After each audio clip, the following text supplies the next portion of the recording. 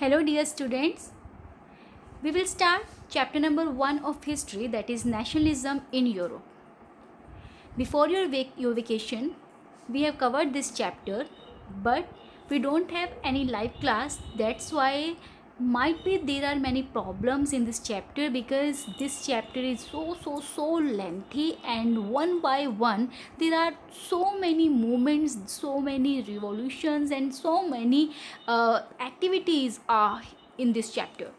So we will cover this chapter once again, and I'm not saying that because we have done this before the vacation, that's why we are doing this again. No, actually, now in our history we have only two chapters. First, nationalism in India, and second, nationalism in Europe. Okay, so that's why according to that point of view also, now these two chapters have more weightage. बहुत सारे question इस chapters में से आने वाले, and I don't want कि कोई भी स्टूडेंट ऐसा रहे जिसको इस चैप्टर में नेशनलिज्म इन यूरोप में कोई भी प्रॉब्लम हो. That's why we will do this chapter with more focus, more attention, and with more enthusiasm. Okay, so let's start.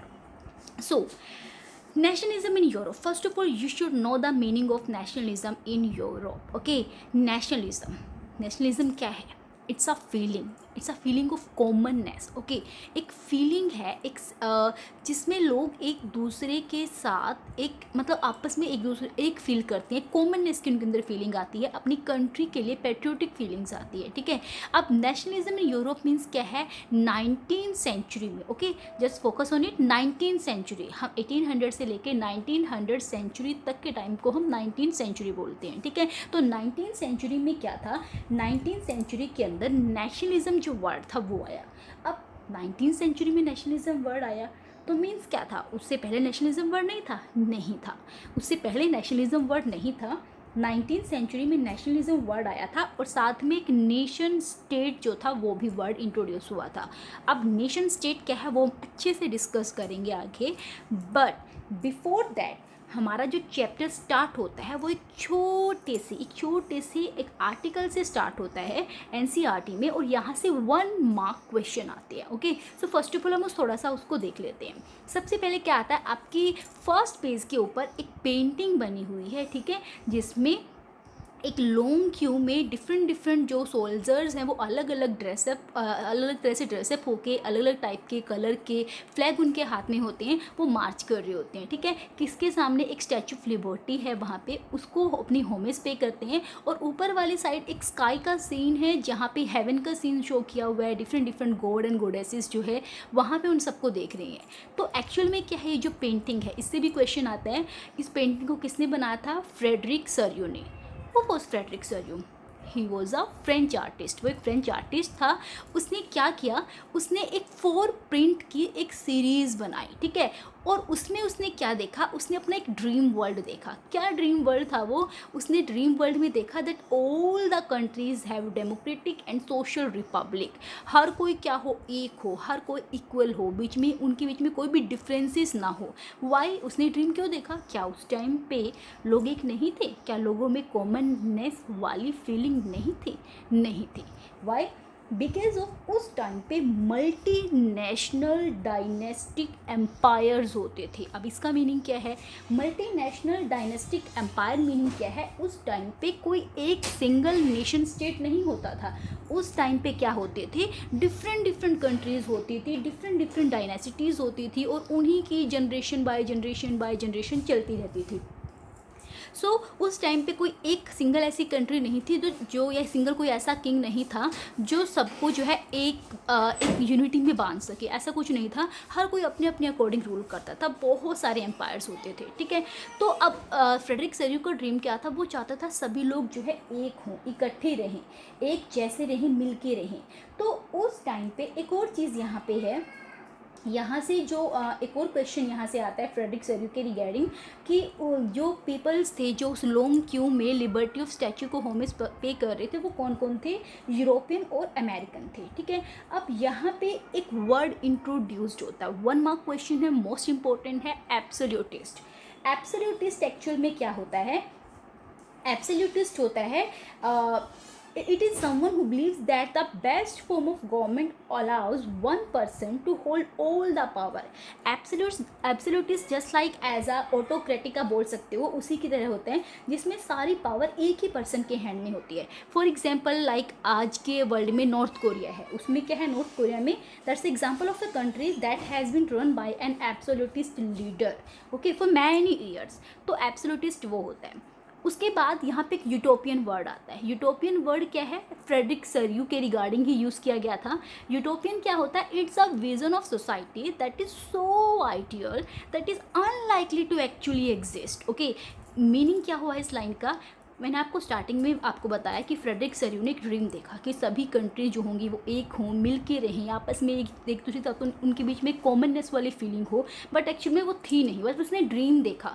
तो यूटोपियन उसी के लिए यूज़ किया गया है कि एक ऐसा विजन ऑफ सोसाइटी जो इतना आइडियल है, इतना रिस्पॉन्सिबल है, इतना ज़्यादा एक तरह से रिस्पॉन्सिबल है कि एक्चुअल में वो ऐसा हो ही नहीं सकता, बट वो ड्रीम देख रहा है, तो उसको यूटोपियन बोलते हैं. ओके, उसके बाद अब नेक्स्ट हमारा जो आता है इसके अंदर, नेक्स्ट हमारा आता है कि मैंने आपको बताया था जैसे कि मल्टी नेशनल डायनेस्टिक एम्पायर्स होते थे, ठीक है, बट वहाँ पे क्या था, 19th सेंचुरी में एक कंसेप्ट आया मॉडर्न स्टेट का कंसेप्ट. अब मॉडर्न स्टेट क्या होता है, ठीक है, मॉडर्न स्टेट क्या होता है, मॉडर्न स्टेट में होता है एक ऐसा स्टेट जो modern state had centralised power. Okay, modern state में क्या होता है, सेंट्रलाइज्ड पावर होती है और एक डिफाइंड टेरिटरी होते हैं. मीन्स फॉर एग्जांपल एक कंट्री है, उसकी एक डिफाइंड टेरिटरी है, बाउंड्री है, वहाँ पे जो रूल होगा वो एक सेंट्रलाइज्ड पावर के हाथ में होगा, ठीक है. फिर नेशन स्टेट क्या है, nation state had much more, बहुत कुछ होता है नेशन स्टेट में. क्या होता है नेशन स्टेट के अंदर, नेशन स्टेट में ना 3 चीज़ें आती है, मोस्ट इंपॉर्टेंट है, most of the time 1 mark के क्वेश्चन में भी आता है और समटाइम ये 3 मार्क के क्वेश्चन में भी आएगा, ठीक है. कैसे आएगा वो आपको आगे बताऊंगी. तो नेशन स्टेट क्या होता है, नेशन स्टेट की 3 कैरेक्टरिस्टिक्स होती है, लर्न रखनी है अच्छे से. First, sense of common identity. Second, shared history. Third, struggle. Okay, sense of common identity. Common identity कैसे हुई, फॉर एग्जाम्पल इंडिया के अंदर, ठीक है, इंडिया की बात करते हैं. इंडिया के अंदर कोई गुजरात में है, कोई आसाम में है, कोई महाराष्ट्र में है, कोई जम्मू एंड कश्मीर में है, but we all have a common identity. And what is that, we all are Indian.